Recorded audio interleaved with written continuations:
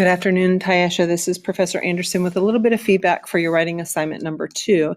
It's the synthesis of literature review. And I just want to stress real quickly that a synthesis is a knitting together of findings. So you're just reporting on the research that you have gathered in that area. So your research is stress in the workplace. Now, that is a very broad category and one that you've noticed you could clump or lump into 3 other subtopics. And you've listed them here in your introduction, this brief statement. You want to give a little bit more of understanding of what the results point to.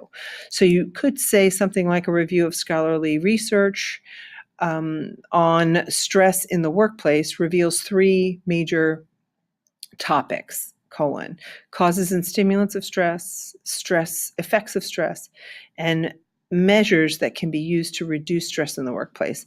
So what I notice here is that that third area, I'm not sure what your focus is. Are you talking about stress in the workplace and different kinds of stress? That would be one focus. Or are you talking about stress in the workplace and then reducing stress? That's 2 different focuses. So I would select just one of those. Perhaps this third topic could be used in your final report. But for the purposes of the synthesis review, you want to focus on one targeted area of research. So you've broken them down, and I love how you have these subcategories within the subtopic to be able to identify a little more. I want you to take a look at a little more clearly, the types of information that you found. I want you to take a closer look at how you've integrated these. Instead of saying, studies show that long working hours contribute to more than half the cases of stress in the workplace. That's what we call a passive voice.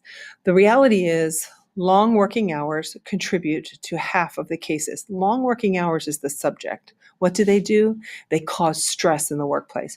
So when you have an active voice statement, the subject of the statement is the thing that does the action. And what happens with what you're telling me here is that long working hours is the problem.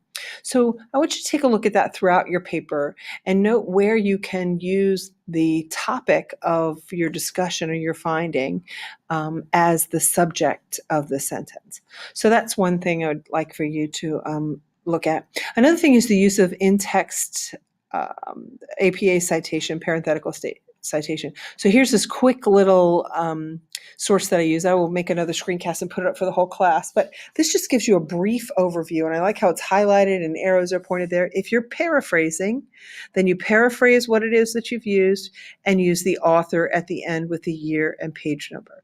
If you're quoting and you introduce the authors, then at the end, you cite the year and the page number. If you're copying, then you cite the author, use the year, and then integrate it into your sentence and use the page number at the end. So what you need to do is go back and look at your use of parenthetical citation. So if you see here where you have the year, I'm expecting and anticipating that this is a copy right from this text, Gorders 2014 text, but that's not the case. What you've really done is paraphrased it, so you want to move this date down to here, or like this says, you can move the title, the name of the author, the date, and the page. So I hope just go back and take a look at your use of in-text parenthetical citation. The same thing here. The next thing that you want to make certain that you do is that you are integrating more than one author into each, showing how they relate to one another. So here, this whole paragraph is dedicated to just the Molan 2017 article. And again, pay attention to that active voice, that use of the subject that is doing the action. So Molan states that long working hours and heavy workloads contribute to high stress levels, period. Researchers found increased smoking, found extra hours, increased smoking, blah, blah, blah. So you want to be as direct as possible. So there was one thing I wanted to share with you, kind of work that way all the way through. So here you just have one resource cited. Here's one resource cited. You want to make sure that you're integrating. That's the purpose of a synthesis paper. You are synthesizing or knitting together the findings of several different authors.